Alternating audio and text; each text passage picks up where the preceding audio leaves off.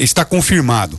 A primeira edição do concurso nacional para professores será em agosto do ano que vem. Agora, quando eu estava lendo essa matéria, nas entrelinhas tem uma informação que eu quase caí de costa. Tá certo? Leia a matéria que eu vou explicar o porquê quase eu caí de costa. Conta a história, Nancy. A primeira edição da Prova Nacional de Concurso para Ingresso na Carreira Docente está confirmada para agosto de 2012. O objetivo da prova, em abrangência nacional, é auxiliar os estados e municípios a selecionar professores para trabalhar nas redes públicas. A proposta foi anunciada pelo Ministério da Educação a partir do diagnóstico de que os concursos para professores da rede pública eram, em geral, mal elaborados. O modelo que está sendo desenvolvido assemelha-se ao Exame Nacional do Ensino Médio, o Enem. O professor interessado participa da prova e, de posse da nota, poderá ser selecionado para trabalhar nas redes de ensino dos estados e municípios que aderirem à proposta. De acordo com a matriz proposta pelo INEP, a prova vai avaliar o profissional a partir de 3 dimensões: profissão docente e cidadania, trabalho pedagógico e domínio dos conteúdos curriculares. Serão exigidos conhecimentos em temas como políticas educacionais, gestão do trabalho pedagógico, além do domínio dos conteúdos como língua portuguesa, matemática, história e artes. Tá certo. Então, estou dizendo que eu quase caí de costa, Fernanda, porque na matéria o Ministério da Educação está dizendo, olha, os concursos estaduais são furados, são mal organizados, são mal administrados, tá certo? Agora, nós vamos assumir, tá certo, esse concurso, vamos fazer o concurso, tá certo? E entregar aos municípios os professores que foram aprovados nesse concurso. Ele será feito mais ou menos nos moldes do Enem. Até parece que o Enem era organizadíssimo, né? O resto desorganizado. Eu leio as matérias, né, pelas entrelinhas, sabe? Então eles comparam. O Enem era fabuloso, o resto é porcaria. Você percebe que eles não têm simancol? Mas o projeto é analisado conceitualmente, né? Se você for ver a base conceitual desse projeto, eu acho bastante interessante. Você tira da alçada do município a responsabilidade e os custos da realização da prova, né? E você faz uma prova universal, enfim, talvez aí você até minimize as chances de fraudes para o ingresso do profissional. Agora, realmente, né, a organização do Enem, passada por todos os municípios, dá brecha bastante interpretações. Eu já tenho uma visão completamente diferente da sua, porque o gigantismo é problemático. Você entende ou não? É muito mais difícil você organizar uma prova nacional, você entende ou não?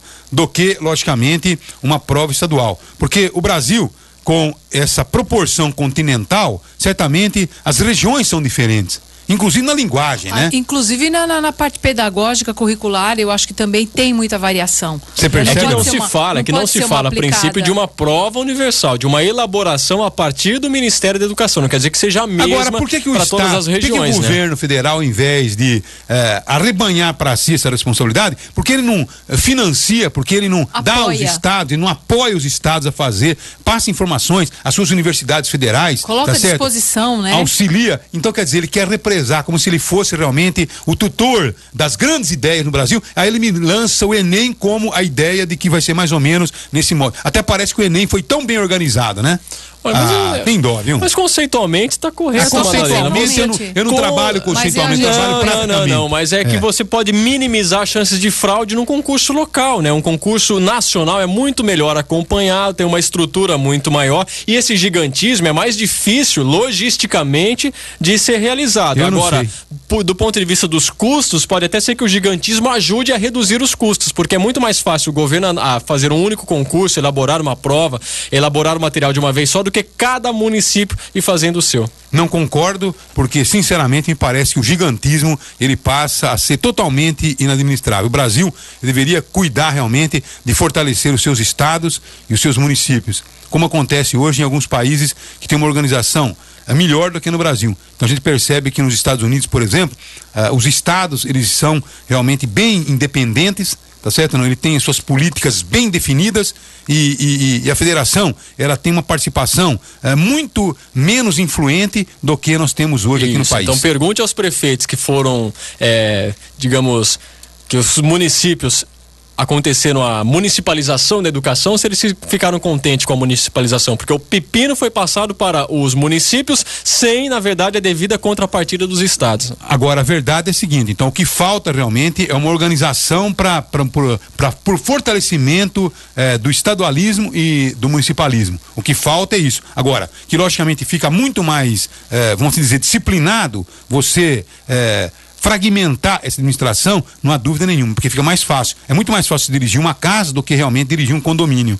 Você entende, não? Então me parece, Luiz, que as coisas no país, nós deveríamos procurar realmente o governo federal incentivar e não tomar para si todas as decisões. Mas o governo federal ele vai represando... O governo federal tem o ministério, tem as suas universidades, é isso que eu tô as suas dizendo instituições. Os municípios não dispõem disso, aí tem que recorrer, por exemplo, como Araraquara está recorrendo agora, a terceirização do serviço para não arcar com os custos, só que aí repassa quem? Aos contribuintes, aqueles inscritos nesses concursos que pagam aí taxas absurdas. Respeito seu ponto de vista, eu não concordo, porque o nosso ponto de vista sempre foi realmente o de uma descentralização, tá certo? Não? E o governo federal, ele centraliza muito as suas ações, deveria dar maior poder, logicamente, para os estados.